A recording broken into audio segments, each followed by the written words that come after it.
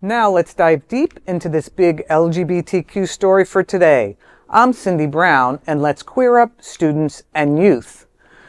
Trump and Moms for Liberty open a Snitch line to report on pro-LGBT schools. Just gotta shake my head once again. The Trump administration's education department has unveiled a controversial website for reporting alleged illegal discriminatory practices in schools. Critics say it's a snitch line aimed at policing diversity, equity, inclusion, DEI, efforts in public education. Moms for Liberty, labeled as an anti-LGBTQ extremist group, introduced the website in a press release celebrating its launch. Co-founder Tiffany Justice said, quote, "For years, parents have been begging schools to focus on teaching their kids practical skills like reading, writing, and math instead of pushing critical theory, rogue sex education, and divisive ideologies. But their concerns have been brushed off, mocked, or shut down entirely," end quote. She called on parents to submit evidence of what she called betrayal in public schools under past administrations. Ironically, the group that champions local school control is now helping Trump administration centralize power over education.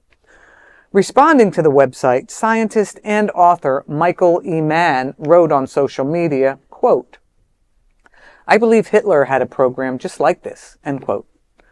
Other critics also pointed to Moms for Liberty's past ties to hate groups and their quoting of Hitler in newsletters.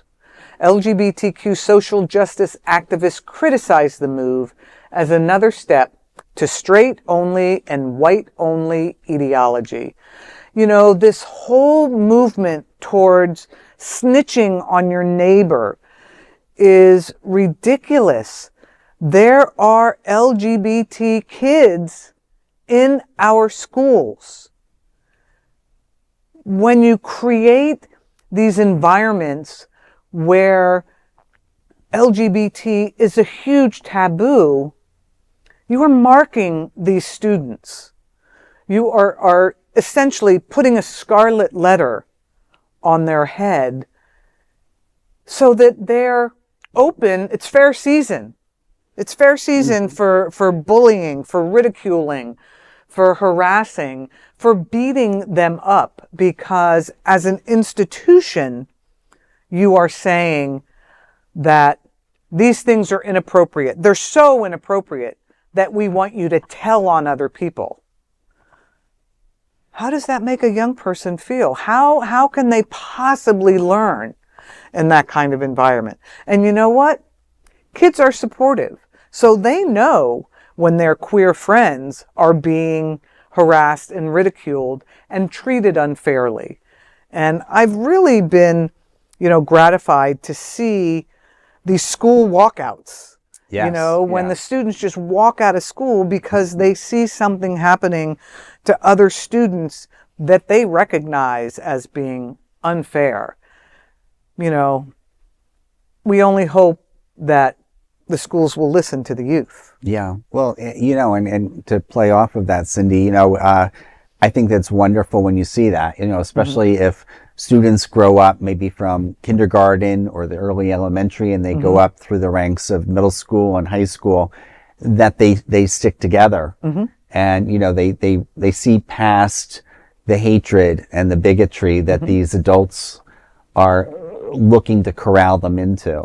Yeah, discrimination, racism, homophobia, sexism, misogyny are all learned behaviors.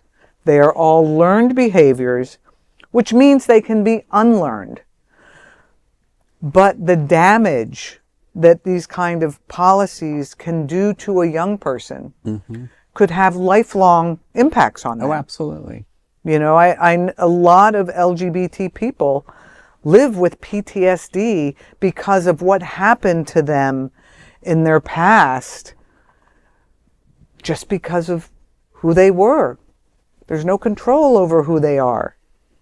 I don't have control over who I am any more than a truly straight woman could say, I decide I want to be with a woman. No, you can't do that because you either are or you're not. It's not a decision. You're absolutely right. And who's going to suffer? Our kids.